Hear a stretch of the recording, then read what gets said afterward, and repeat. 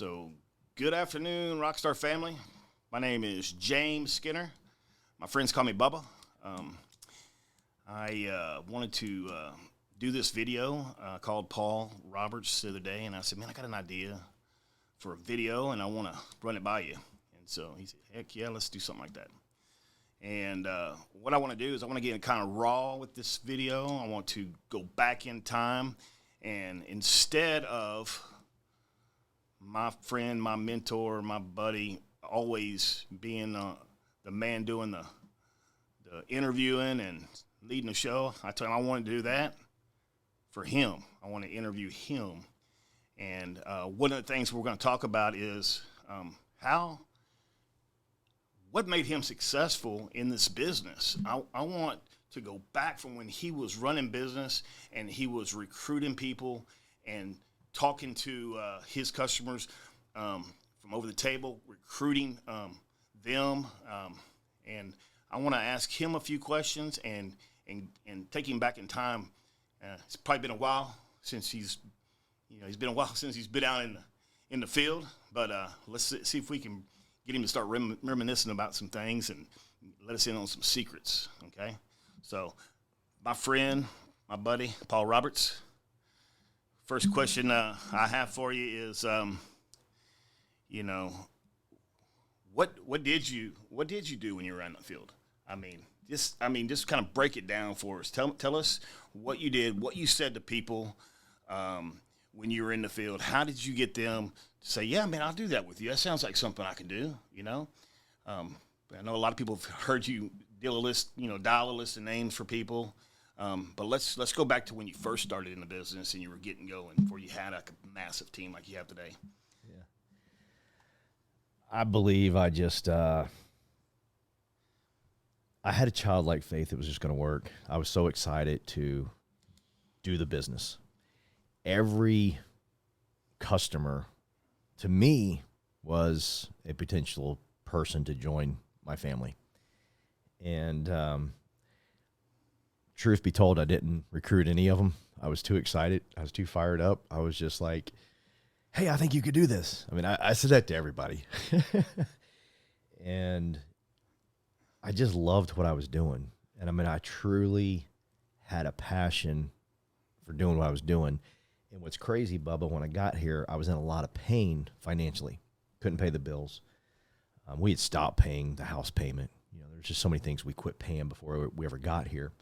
But when I was out in the field and I was sitting with customers, for whatever reason, pain went away.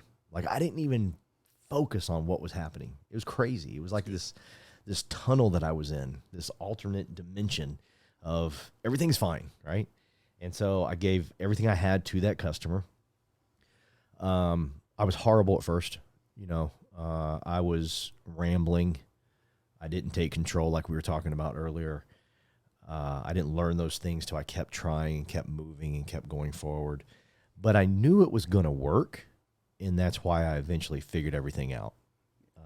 I've hired a lot of people in the last 18 years. Some of them started off very fast. You were one of those. And then others start off slower. And to me, it doesn't matter, because as long as the person that starts off slow doesn't come to me and say, this doesn't work, then we're okay. But the moment they say this doesn't work, they're done. It's toast.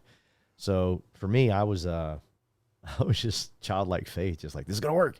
So I'd walk into a home all excited, everybody's going to buy from me. And I had no real system of what I was doing or saying. And that excitement they probably were like, oh my God, I'm glad he's gone. He wouldn't stop. But I tried to recruit every one of them. Everyone I sat with, I would just say, hey, I think you could do this. And again, it was over the top. It wasn't the style that I have now. It was like, man, you could do this. You could make so much money doing this. But I would rather have that excitement than none. Yeah. I'd much rather be the person that's just so fired up over the top than be the person like, well, I'm going to see if it works first before I get excited about it. Like I got excited about it first. Yeah. Then I figured out how to do it. Right. Yeah. And a lot of people, I think, Bubba, and you're seeing this too, is they want to figure out how to do it. Then I'll get excited. And I think it has to go the other way, because eventually you start listening to other people. And I would go to the sales meeting every Tuesday, and I'd hear a person say this. I'd say, ooh, I'm going to try that, right? And I'd go to the next meeting, and I'd hear a person do this. I would, ooh, I'm going to try that. And eventually, over time, you know, I got really, really good at it. And then the recruiting across the table became much different. Well, let me ask you, when you were sitting with a client, and did you ever in your mind ever think, oh, this guy's, you know, I'm not going to recruit him because he's too good, man. He's an engineer, or he's, you know, owns a business or something. Did you ever do that? Or did you always just recruit everybody? My excitement was so high, I never judged anyone. And probably a lot of the reason I didn't judge people is because how jacked up I was. Tamara and I were living in a beautiful home in a beautiful subdivision. And nobody knew how broke we were. Nobody knew how desperate we were. So I never put anybody above me, and I never put anybody below me. Excitement was all over the place of, hey, you know, I believe you can do this. Yeah. And then as I got good at it, it became more of, hey, do you think you can do what I just did? We need help. Yeah. And, you know, I believe with everything in my heart that when I am sitting with a customer and I tell them, hey, do you think you can do what I just did? And then I share my passion about it. I think that's why most of my business stayed on the books, because they looked at me and went, wow, this dude loves what he does. Like, he is genuinely excited. Like, this fool really he thinks I can sell life insurance. I can't sell life insurance. Yeah. So it's not about, are they going to join me? It's about, they need to know my passion for what I do. Yeah. And when you try to, I don't want to say recruit because I hate that word, but when you invite them into our family, you're showing your passion for what you do. You believe in it. And you know, I've never had a car salesperson try to recruit me. Wow. I've never had a car salesperson. When I went to go buy a car, none of them ever said, hey, you got to come sell cars with me. This is great. None of them have ever said that, you know? And they don't want the competition. They don't want the competition, but they don't think it's great. Yeah. they don't think it's great, right? And so I just love showing my passion for the business, if nothing else, to keep the business on the books, because they were like, this dude loves what he does.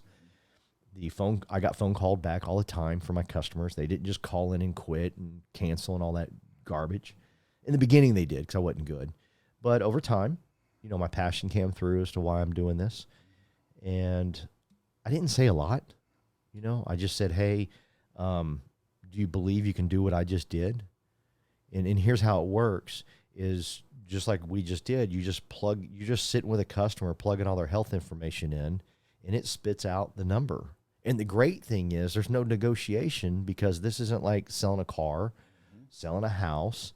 The insurance prices are dictated by the insurance commissioners. They're set and done. I can't look at you and say, hey, if you buy today and today only, I can get you $19 off. That doesn't happen in this business. And so that's why I think it's not sales. That's what I'm saying to my people. So, you know, they're getting a little closer to me, like, oh, wow, like I bought a legit product from this guy. Yeah, that's good. Yeah, they really believe, like, okay, this is legit. And so I'm just solidifying the sale, if nothing else. That's crazy. Yeah. I it's funny because I've found myself saying similar things like that, and just kind of over time, you know. Yeah. But that's good stuff right there. You never did a really good at as far as recruiting across the table, or did you? Because you said something a while ago saying that you didn't really hire a whole lot of people from across the table. Yeah. Did you ever hire any good people from across the table? Yeah, I hired this guy out of Chicago. His name was Jose, and he was probably my best. And I hit it off with him so well. This is crazy. He said, hey, what are you doing tomorrow? And I said, well, I've got like 10 appointments tomorrow. And he said, bummer. And I said, why? He goes, well, we're having a family barbecue, and you'd probably write about 25 applications if you came over tomorrow, and you could show me even more. And I just stone cold, dead face, looked at Jose, and I said, my schedule just became available. I'm not an idiot, you know. I can cancel them other appointments. I'll come back next week, you know. Reschedule for sure. Some customers are okay with no showing me, so I'm going to no show some of them. But I did go to the party the next day. I didn't write 25, but I wrote 16. Oh, that's great. Yeah. Yeah.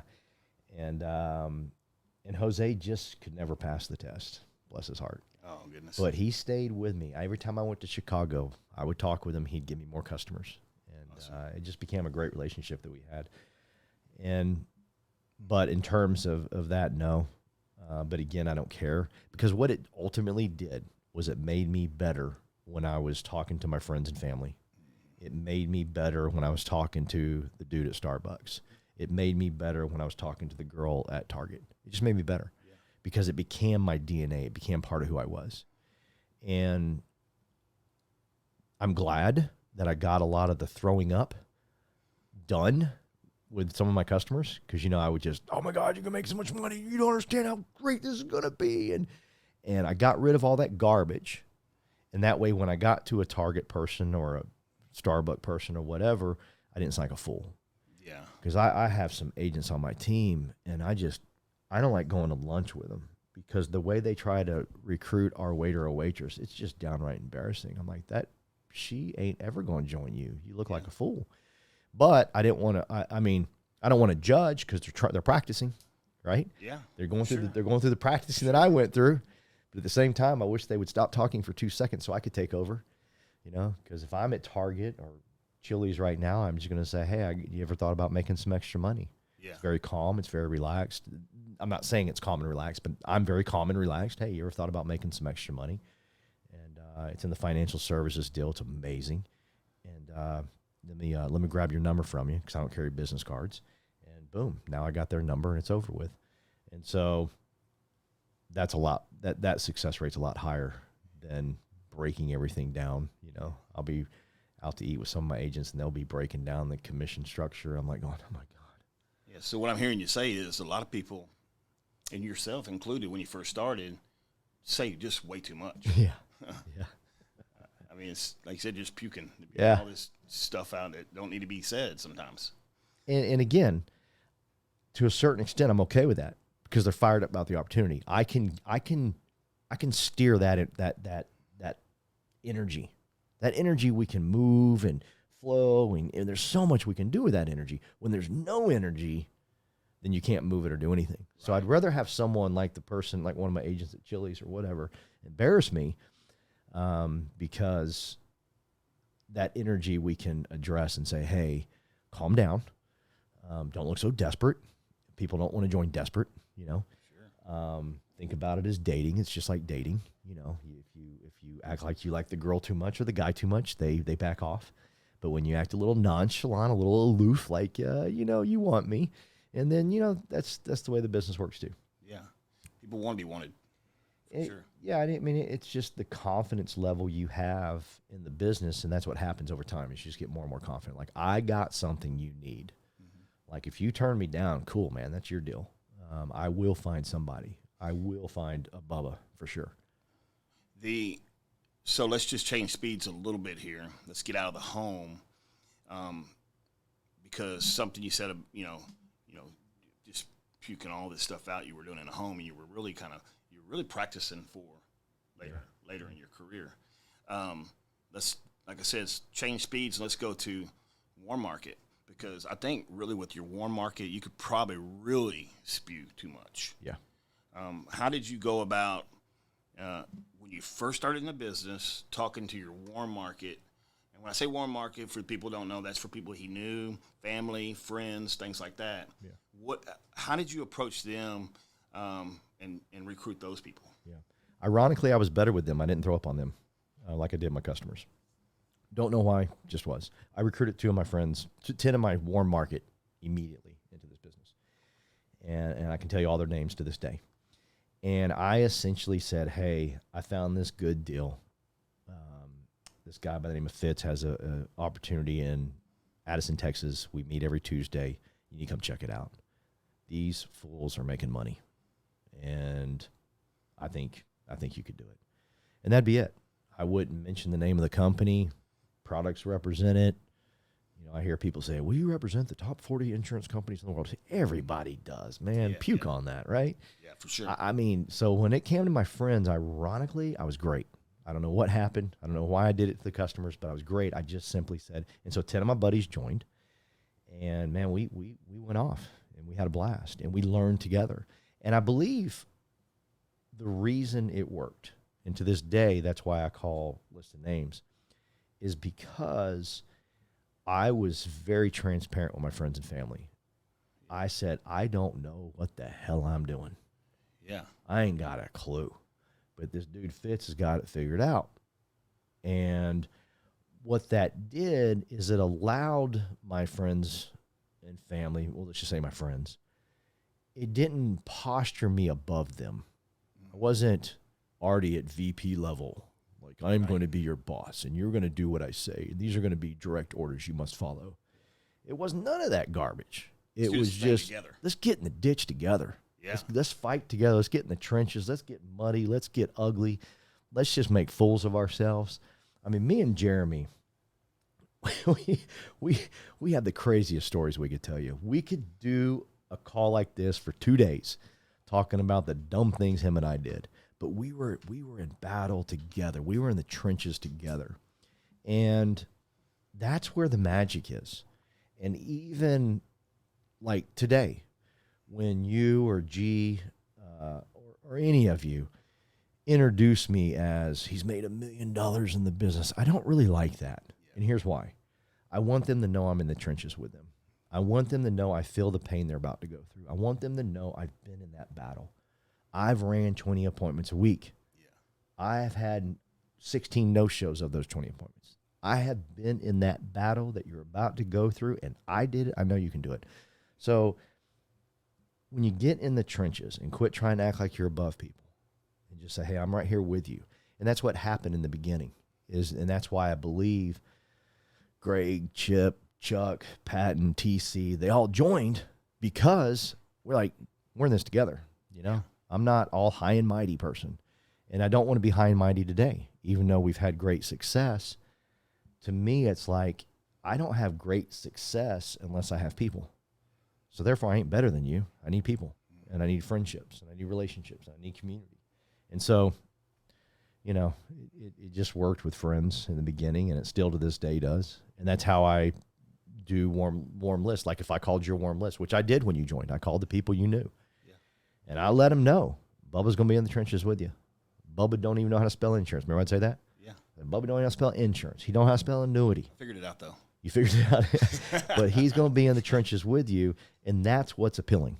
Yeah. That's what's appealing. And other people think it's, well, let me show you the success I've had, especially in this garbage world of social media of, look at the car I drive. Look at this. Look at that. People, I mean, they're like, okay, that's impressive. You showed me we can make money, but are you still going to sit there all high and mighty? Or are you going to join? Or you can get dirty with me? Yeah. And getting dirty with people now is like, you know, answering phones, you know, when you don't want to because they're in the home. You know, I answered all your phone calls. That was funny. After about probably about 3 months, maybe not even that long, you realized that I was pretty much useless to you. Yeah,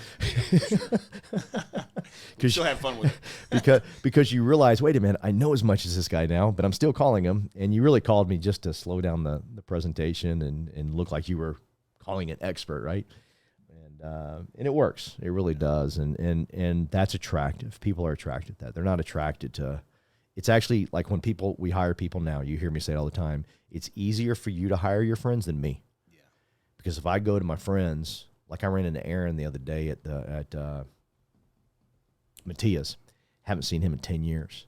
He said, man, you've had some great success. That dude would never join my business because I'm way up here.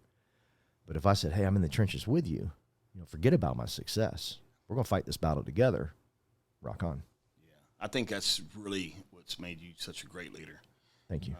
And it's very impressive because the fact is that, and even myself, I'm in the field and I'm having a bad day, and I know I could think to myself, hey, my buddy Paul was right here, exactly where I'm at right now, having the same crappy day that I'm having. Yep. Keep moving forward. Forward. Yep. And I think when it comes to recruiting, it's just keep moving forward too. Oh, yeah. Just keep asking everyone, next person. They're not going to join. Not only going to join, but you get that one G-Shock that joins you, and it's going to change your life. God, no kidding. That man has changed my life. So many people I can go through just do. So it's like, it's worth it to all the people that said no. It's worth it to all the people that maybe wronged me. I love that. I worked so hard for them and they wronged me. I'm like, just, there's a G-Shock out there waiting, man. Don't worry. There's a TC. There's a Dr. Phil. They're out there. And you just keep fighting and you keep asking more people. Like Big E, he came across the table. Yeah. Great story. That Yeah. is. Dr. Phil was sitting across the table from Big E and said, hey, man, you think you can do this? And Big E goes, I'm glad you asked. I'm looking for a way to make some extra money. Make extra $500 a week. Yeah. And Big E's with us right now and his company's exploding. So, you know, it all works and it's fun. And if you approach it as being fun, the caliber of people you bring in is just completely different. Going back to Eric, Big E. Yeah. How many people missed the opportunity because they thought, man, this guy's an engineer. He makes a lot of money. He's got a beautiful house, beautiful wife, beautiful family. You know, he's got it going. Everything's going the right way for him. How many people missed him? Well, I don't know if you know the story, and you might not. You might be legitimately asking this question. I think you are. I don't think you know the story. One of my agents, he'll remain nameless, he had Big E's lead, and he went out and wrote Big E a accidental-only life insurance policy. Now, keep in mind, his wife Randy and him, they make great money, beautiful home. He's young, kids. They need more than an accident-only policy. But this agent of mine was selling from his pocketbook. Right. And he was able to get him $5 million for $19.95, whatever, garbage, whatever. And accident-only policies are great, by the way. I'm not knocking those because some people need them. But in this scenario, Big E needed more. And so 2 years ago, Eric, Big E, fills out another one of our leads. And the reason he does is because he doesn't know how to cancel his policy. So he's hoping someone calls him back so he can cancel his policy. So lo and behold, it's Dr. Phil. Dr. Phil gives Big E a call and says, hey, so-and-so, da-da-da. And Big E didn't even want him to come to his house. He goes, hey, I'll meet you at Starbucks. And, you know, that's just kind of a golden rule for us. We don't do that. Just don't do it. It's just a waste of time. For whatever reason, thank you, God, Dr. Phil met him at the Starbucks. And they get there, and he basically says, I'm here to cancel my policy with you. And he goes, oh, what policy you have? And if you have some finesse and you're not all about making the sell real quick and you listen to the person and you listen to the person and you listen to the person, things will happen. Dr. Phil ended up writing 2 policies for $500 a piece, an IUL. They did cancel the accident-only policy. I believe they might have kept it. I can't remember the story. And then he says, hey, what do you think about doing this full time or joining our organization? And he invited him to his house on the next meeting. And so Phil went to the house the next meeting, and I guess the rest is history. Yeah. So. I mean,